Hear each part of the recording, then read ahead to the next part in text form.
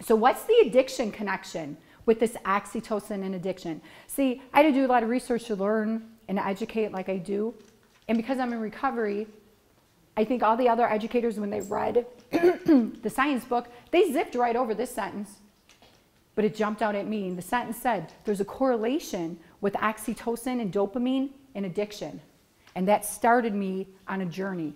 And I started researching. And this is what we found out. Okay? We're going to start with dopamine. People with addiction, whether active or in recovery, have an overstimulated dopamine receptor. What does dopamine do? Testing, you guys. The rush. Okay? So people in addiction have an overstimulated oxytocin receptor. And the scientists don't know if you're born with that, therefore you fall into addiction, or because you indulge with substances, it becomes over-receptive. But this is how it works. I'm one of those people who are in recovery. And when I see cake, do I just have one piece? Take a guess. How much do I eat? All of it in the same day. I don't eat it at one sitting, but I eat it. I'm like, oh, this is so good. I got to have another piece. And then I do, and then I'm so full. But then it's just about 4 hours, and then I want more. I mean, my reaction to cake, maybe someone who's not in recovery. Are you in recovery?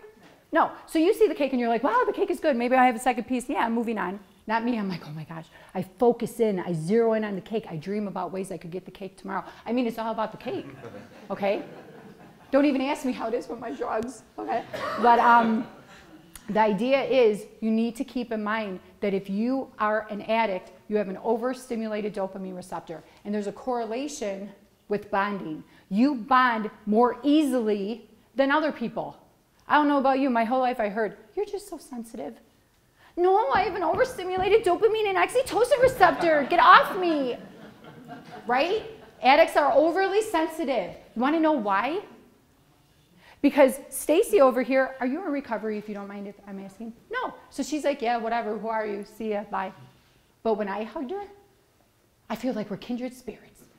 I get like so attached to people. So one way to guard your heart, if you are an addict, is be careful who you're touching.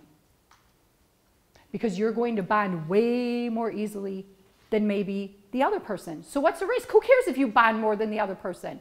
What's the outcome? Heartbreak if what? If they don't bond back to you, right? Got to be careful. Oxytocin production has an absolutely vital role in your happiness, health, and hope for the future. Without oxytocin, you can't be happy. Sounds like a relapse. See, here's the problem with recovery. I know when I went into the program, there's things like, well, you trade one addiction for the other. You work on your most predominant destructive addiction first. And people are not looking at the pornography addictions or the multiple sex partners. And it makes sense, right? If you're a heroin addict and you can't hold a job and no one could live with you, we got to focus on the heroin. But what happens is that that person, for that same dopamine response, will turn to something like pornography, thinking, well, that one's not as bad. But there's a problem with that. I'll talk about pornography in a second.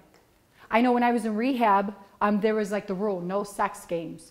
The guys above us and the floor above used to send out, there was no cell phones back in those days, right?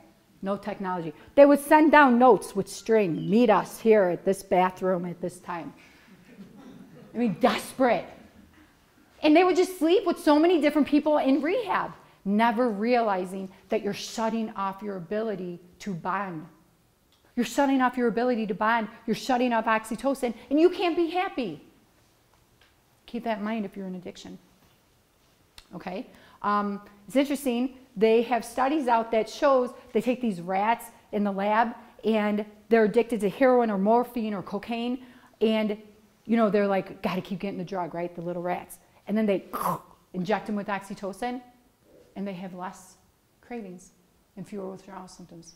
This oxytocin thing is huge, especially if you're in recovery.